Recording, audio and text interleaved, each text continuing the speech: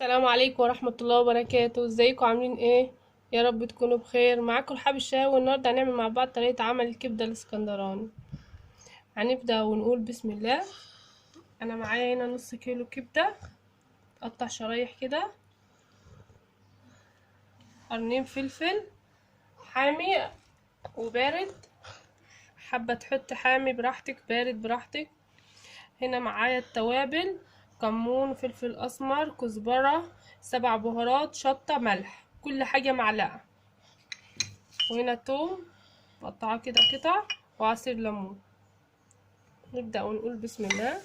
نجيب الكبدة بقى وانزل عليها بالبهار كله، معلقة الملح والفلفل والكزبرة والشطة والكمون، واحط الثوم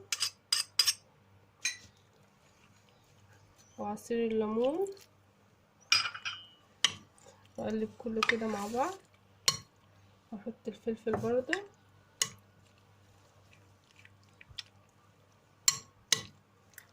كل حاجة تحطها على بعض كده. نيجي مع بعض بقى نعمله في ايه. هحط بقى في الطاسة كده 3 معالق زيت كده،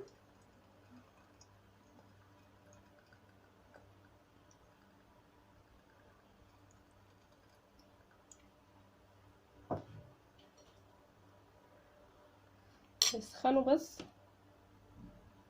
وانزل ايه بالكبده.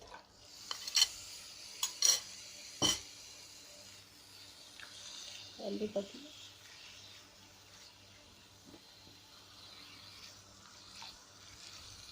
هي بتاخدش وقت في الطياب، متحطلهاش ميه، تني بس تقلبي كده، تاخد تشويحتين كده على النار.